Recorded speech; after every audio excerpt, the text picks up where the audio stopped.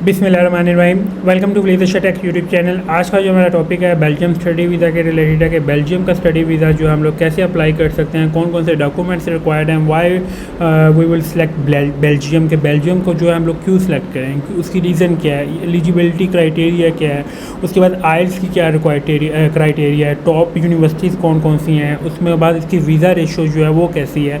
ये सारी डिटेल आप लोगों को इस वीडियो के अंदर जो मैं प्रोवाइड करूँगा। मेक श्योर कि you will must join and subscribe सेक travel and tour WhatsApp channel and YouTube channel. इसके अंदर आपको हर कंट्री की जो है डिटेल जो मैं प्रोवाइड करूँगा। अगर आप लोग ये वीडियो जो है एंड तक देखते हैं तो आप लोग इजीली जो है without any agent, without any consultant you will apply Belgium study visa. आप लोग बगैर किसी एजेंट के, बगैर किसी कंसल्टेंट के आप लोग सारा प्रोसीजर जो है आप लोग खुद कर सकते हैं। इसमें आपको सारा प्रोसेस जो है मैं आप लोगों को गाइड करूंगा एंड डिफरेंट यूनिवर्सिटीज़ जो आप लोगों को एक्सप्लेन करूंगा, जैसे कि गैंड यूनिवर्सिटी है। उसके बाद जो ये इस यूनिवर्सिटी की भी जो आप लोगों को सारी डिटेल प्रोवाइड करूंगा। University of moving UCLL, university of the moving mind, ये भी आप लोगों को सारी जो है डिटेल्स प्रोवाइड करूंगा। उसके बाद जो है लास्ट वन जो यूनिवर्सिटी है, या top universities of the Belgium, ये सारी डिटेल इसके अंदर आप लोगों को जो है मैं प्रोवाइड करूँगा। फर्स्ट वन, इसके अंदर जो है हम कुछ डिटेल्स जो है वो लोग डिस्कस करेंगे कि वाई, ये साथ साथ आप लोगों को इसके आंसर भी मैं प्रोवाइड करूँगा। वाई बेल्जियम ही क्यों, उसकी रीज़न क्या है कि वाई हम क्यों जो है बेल्जियम को क्यों सिलेक्ट करें, उसकी रीज़न क्या है। बेल्जियम की रीज़न ये है कि इसका जो एलिजिबिलिटी क्राइटेरिया जो है वो बहुत स्मूथ है has compare to other countries like Italy, Spain, France.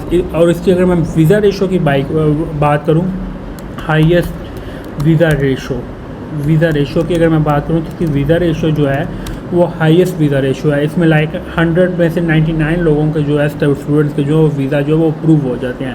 उसके बाद इजी वीज़ा प्रोसेस, इसका इजीली जो है आप लोग वीज़ा प्रोसेस कर सकते हैं। उसके बाद नो अपॉइंटमेंट इशू, अपॉइंटमेंट के जो है आपको किसी किस्म के जो है वो इश्यूज़ नहीं होते, फेस करने पड़ते। उसके बाद जो इसमें हम लोग अब फर्दर डिस्कस करते हैं कि इन यूनिवर्सिटीज़ के अंदर जो है वो आइल्स कितने परसेंट रिक्वायर्ड है, बैचलर के लिए कितने परसेंट आइल्स रिक्वायर्ड है, मास्टर के लिए जो है कितने परसेंट आइल्स रिक्वायर्ड है। ये डिफरेंट 3 यूनिवर्सिटीज़ को जो है मैं इस वीडियो के अंदर जो है डिस्कस कर रहा हूँ। उसमें अगर मैं बात करूँ इन तीनों यूनिवर्सिटीज़ के अंदर जो आप लोगों को आइल्स रिक्वायर्ड है, बैचलर और मास्टर। अच्छा, बैचलर्स को जो है 6 to 6.5 बैंड आप लोगों को रिक्वायर्ड है, और इंटर में एजुकेशन जो आप लोगों को रिक्वायर्ड है वो बैचलर के लिए मैं आपको बता रहा हूँ कि बैचलर के लिए आपकी 16 ईयर एजुकेशन कंप्लीट हो, ठीक है, then you are eligible for master. अगर आपकी 16 ईयर एजुकेशन जो है 16 में कम्प्लीटली 16 ईयर एजुकेशन कंप्लीट, ये आप लोगों के लिए जो है मास्टर के लिए जो एजुकेशन रिक्वायर्ड है, मास्टर एजुकेशन रिक्वायर्ड। और बैचलर के लिए जो है आप लोगों को इंटरमीडिएट जो है और DAE भी जो है वो is equal to intermediate 12 year education. उसके बाद आप लोगों को जो आइल्स रिक्वायर्ड है इन यूनिवर्सिटीज़ के अंदर वो 6 to 6.5 बैंड रिक्वायर्ड है। अच्छा, मास्टर के लिए जो आपको CGPA रिक्वायर्ड है वो 2.5 से अबव है। जितना CGPA आप लोगों का अच्छा होगा उतना आप लोगों को स्कॉलरशिप के जो चांसेस हैं वो ज़्यादा होंगे। उसके बाद अगर मैं बात करूँ इसकी ट्यूशन फ़ीस, अच्छा ट्यूशन फ़ीस की अगर मैं बात की जाए कैसे डिफरेंट ये 3 यूनिवर्सिटीज़ आपके सामने मैंने ओपन की हुई हैं। इन 3 यूनिवर्सिटीज़ की अगर मैं ट्यूशन फ़ीस की बात करूँ तो ये नॉर्मली इन तीनों की जो फ़ीसेस हैं, और डिफरेंट कोर्सेज़ की अगर मैं बात करूँ कि मेडिकल के कोर्सेज़ की कितनी फ़ीस है, IT की कितनी है, मैनेजमेंट की कितनी है, तो मैं रेंडमली जो है वो एक लिख देता हूँ कि लाइक बैचलर टू मास्टर की जो फ़ीसेस हैं वो 5,000 to 8,000 यूरो पर एनम। ये आप लोगों की फ़ीस जो है इसकी जो ऑलमोस्ट जो है वो पर एनम जो है वो 5,000 से लेके 8,000 यूरो तक जो इनकी ट्यूशन फ़ीस है। इसमें मैं मास्टर की भी बात कर रहा हूँ और इसमें मैं बैचलर की भी बात कर रहा हूँ। उसके बाद इसकी मैं अगर लिविंग एक्सपेंस की बात करूँ तो लिविंग एक्सपेंस जो है आप लोगों का कितना आ जाता है। अच्छा, अगर आप लीड क्लास भी रहे ना उधर बेल्जियम के अंदर, तो ये एक स्टेबल कंट्री है, तो इसमें आप लोगों को 1,000 यूरो के अंदर जो है बहुत एक अच्छा आप लोग लिविंग स्टैंडर्ड जो अपना मेंटेन कर सकते हैं, जिसे हम लोग लीड क्लास कहते हैं। आप लोग 1000 यूरो के अंदर जो एक बंदा जो वो इजीली जो अपने आप को लाइफ को अच्छी सर्वाइव कर सकता है। लिविंग एक्सपेंस स्टूडेंट की भी मैं आपको बात करूँ, जो स्टूडेंट लाइफ होती है। उसके बाद अगर मैं सेकंड अगर मैं बात करूँ कि पार्ट टाइम वर्क के अंदर जो है वो कितनी आप लोगों का कितनी पर और जो सैलरी है वो कितनी होती है नॉर्मली, मिनिमम टू मिनिमम। हमने इसके अंदर जो है वो मैक्सिमम टू मैक्सिमम डिस्कस नहीं करना, हमने मिनिमम टू मिनिमम डिस्कस करना। मिनिमम जो है वो 20 यूरो जो है वो फ़ीस होती है, 20 यूरो मिनिमम 20 यूरो जो है पर आवर जो है आप लोग अर्न कर सकते हैं मिनिमम। मैक्सिमम आप लोगों की 40 टू 45 भी होती है, किसी की 50 भी होती है, किसी की इससे कम भी होती है। मिनिमम जो है वो 20 यूरो जो है नॉर्मली चल रहा है। जो ऑलरेडी मेरे कोलीग गए हुए हैं उनकी ही ये सारी चीज़ें आप लोगों को जो है इस वीडियो के अंदर जो मैं बता रहा हूँ। उसके बाद अगर मैं आपको बात करूँ रिक्वायर्ड डॉक्यूमेंट्स भी आप लोगों को इस वीडियो के अंदर जो मैं बताता हूँ। उसके बाद हमने जो डिस्कस करना है कि इसके अंदर आप लोगों का प्रोसीजर जो है वो कितने टाइम के अंदर हो जाता है, और इसकी सिर्फ एक इनटेक होती है, उसे कहते हैं फॉल इनटेक। फॉल इनटेक कब से कब तक स्टार्ट होती है? सितंबर 2026 टू मार्च 2027 तक जो है आप लोगों की ये जो एडमिशन है ये ओपन होते हैं। इसमें डिफरेंट यूनिवर्सिटीज़ की जो है वो डिफरेंट फीसिस होती हैं, एडमिशन फ़ीस, ठीक है। ये किसी यूनिवर्सिटी की लाइक गैंड यूनिवर्सिटी है, इसकी किसी की 20 यूरो होगी, किसी की 30 यूरो होगी और किसी की जो 50 यूरो होगी। इट इज़ नॉट कंपलसरी, ये कंपलसरी नहीं है कि सब यूनिवर्सिटीज़ की जो वीज़ा फ़ीस एडमिशन फ़ीस है वो सेम हो।